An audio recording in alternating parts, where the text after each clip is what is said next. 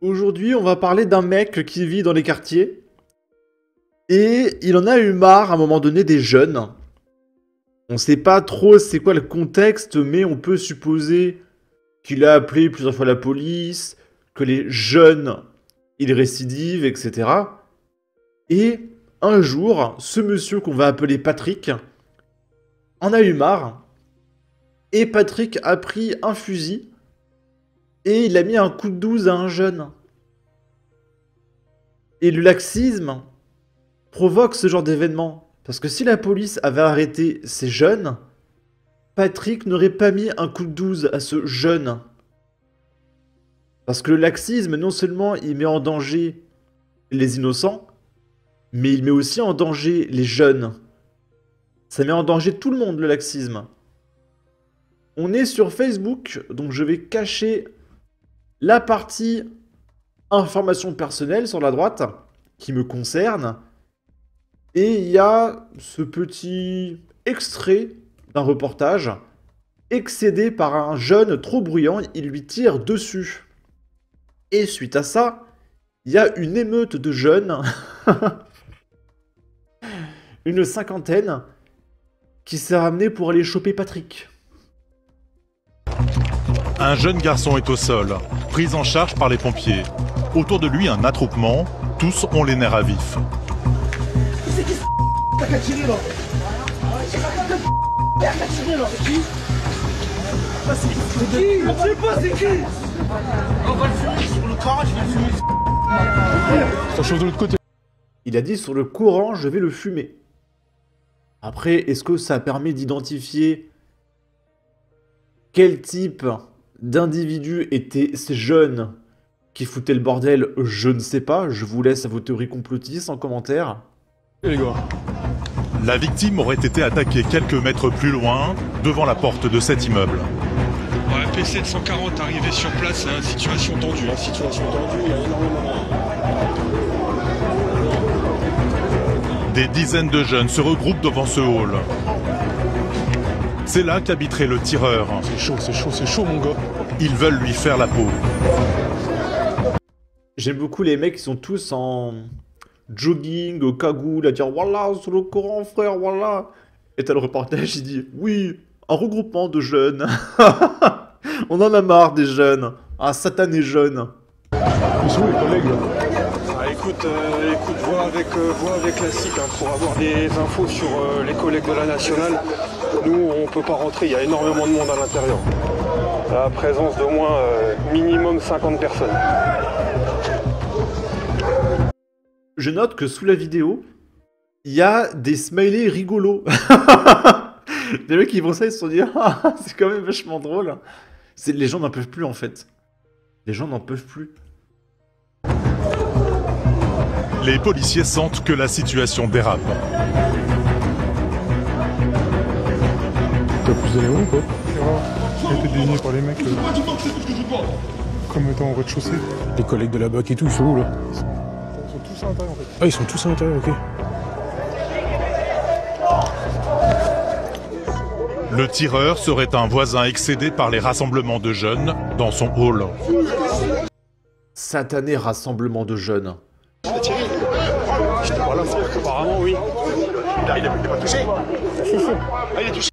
C'est comme les féministes qui disent ah, les hommes, un satané homme. Il a été touché. Ensuite, on comprend pas trop, mais en gros, il y a un jeune qui explique que voilà, ce qui s'est passé, c'est qu'il y a un mec, il est venu et voilà, il lui a tiré dessus. Et voilà, il comprend pas trop. Ce qui s'est passé, que ça arrivait très vite. Devant le camion des secouristes, les amis du jeune blessé sont inquiets. Ils veulent absolument le voir et forcent les portières.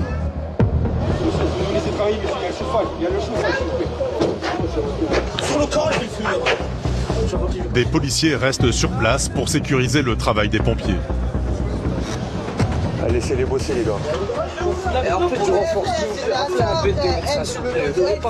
À mon avis, il y a Samu qui est là, il y a le médecin qui est là. Une équipe d'urgentistes a été appelée en renfort. Allez-y, oui, il est à l'intérieur. Les copains prennent conscience que la situation est encore plus grave qu'ils ne l'imaginaient. C'est les copains maintenant, les copains des jeunes. C'est la réanimation qu'il fait. C'est la réanimation qu'il fait. Non, faut tuer. Non mais c'est le SMUR, c'est normal, c'est le docteur. En fait, le docteur il part avec le SMUR, service de réanimation, c'est normal. Ça veut pas dire que ça a empiré. Comme par terre, il avait les yeux ouverts, il était pas conscient. Non, n'ouvrez pas, vous allez faire rentrer du froid, ça c'est pas bon pour lui. C'est pas bon pour lui. Si Mais ils sont vraiment teubés, hein. Enfin, ils comprennent pas que c'est pas bien d'ouvrir la porte et de se ramener comme ça, alors que le gamin est en train de se faire opérer, etc. Il y a des mecs qui comprennent pas, oh voilà, je veux le voir, voilà. Mais mec, laisse faire les pompiers leur travail en fait. Ça me semble pas être d'un haut niveau intellectuel de comprendre qu'il faut laisser le pompier faire son travail si tu veux sauver ton pote. Je comprends pas. Franchement, si vous faites rentrer du froid déjà qu'il est pas bien, ça va empirer les choses. Mieux là. Ben je sais pas, je suis pas médecin moi. Arrête, t'as des conneries, mon mec. Les mecs ils regardent à travers leur tête, oh voilà, voilà, oh voilà, voilà. Dans la cité, la tension est palpable.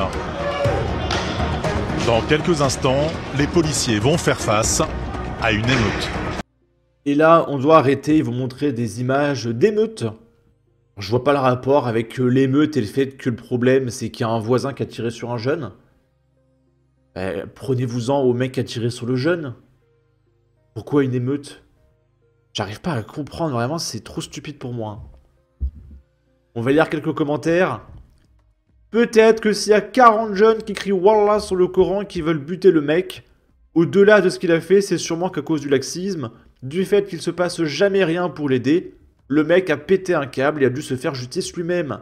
L'État est directement responsable. Trop de racailles, trop de laxisme, et Macron qui veut se battre contre les Russes mais incapable de faire respecter la sérénité dans les quartiers.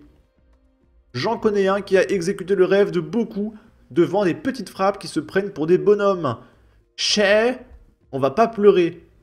Quand la justice et les forces de l'ordre ne garantissent plus la tranquillité des citoyens, il y en aura de plus en plus dans ce cas. Quand les flics ne font plus leur boulot, bravo monsieur.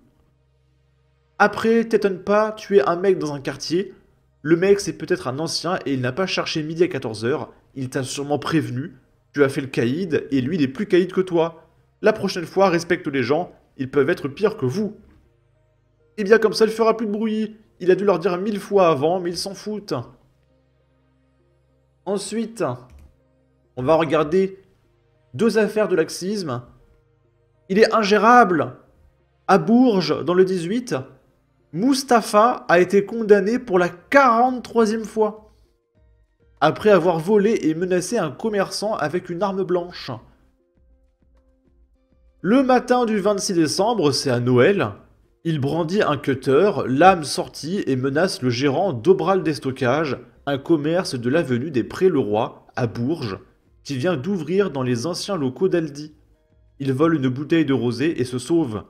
Il est rattrapé par le responsable, qui abandonne tout espoir devant l'étendue de sa solitude. Aucune police n'a pu répondre à son besoin de secours. Mais quand le même revient vers 17 h et intimide les clients, en même temps qu'il exhibe son arme, c'est une autre histoire. Donc le mec revient au même magasin, il est pas malin. Hein. Et là, on est au tribunal de Paris. Un Algérien sous OQTF, toujours en France, ne pouvant pas s'empêcher de voler, redoute sa 16e condamnation. Dans une autre salle, un Marocain déjà condamné 10 fois, bientôt jugé pour de nouvelles violences en récidive. Mais pourquoi il y a des mecs comme Patrick qui mettent des coups de 12 à des jeunes? On se pose la question. Au tribunal de Paris, un Algérien contestant une OQTF a peut-être échappé provisoirement à une 16e condamnation. Parce que oui, même si vous voyez déjà 40, 50, 60 condamnations, des fois les mecs sont relâchés et il n'y a aucune mention écrite à son casier. Alors qu'en réalité, le mec il a été jugé 100, 200 fois. Le vol de portable reproché pourrait allonger une liste de larcins assez longue. Pas moins de 15 condamnations, la première en 2010, noircissent le casier judiciaire de celui né à Oran en 1992. En France depuis ses 14 ans, Bouabdellah... Pardon. Boabdella a vu le procureur...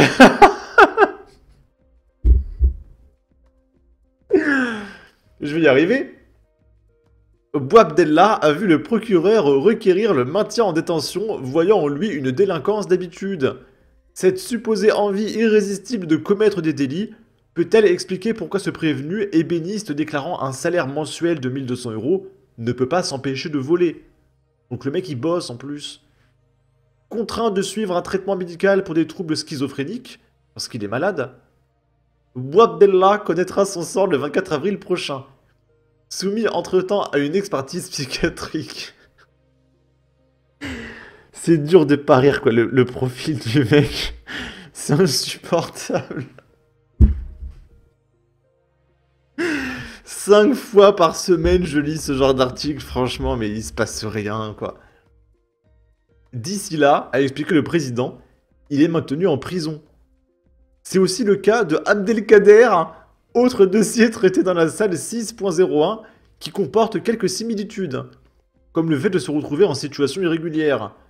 Dans le box, l'homme de 28 ans entend le président lire ce qu'on lui reproche au 6e étage de l'établissement judiciaire. Il est renvoyé pour violence physique et verbale, en récidive légale, commise le 24 janvier dernier contre 2 fonctionnaires de la police nationale, ayant entraîné une ITT supérieure de 8 jours pour l'un d'entre eux. Bon, ça va, c'est pas grave de s'en prendre à des policiers en France. Fils de ta maman! Et toi, je vais séquestrer ta maman et je vais la pointer! Abdelkader est quelqu'un de bien. Attends. Attendez, j'ai mal lu. Abdelkader est quelqu'un de bien connu des services de police. Parce qu'à la première lecture, j'ai lu Abdelkader est quelqu'un de bien. Il est gentil, d'accord, il sortait les poubelles. Depuis 2014, il s'est fait remarquer pour recel, vol, affaires de stupéfiants, violence ou encore menaces de mort. Bah ça va, c'est bon. Qui n'a jamais proféré de menaces de mort et qui n'a jamais eu 15 condamnations à son actif? Relâchez-le. Une quinzaine de mentions figurent sur le casier d'Abdelkader pour 10 condamnations. Le tribunal a ordonné là aussi un renvoi de Abdelkader qui sera jugé le 31 mars prochain en même temps qu'un autre dossier le concernant, également pour violence sur personne dépositaire de l'autorité publique.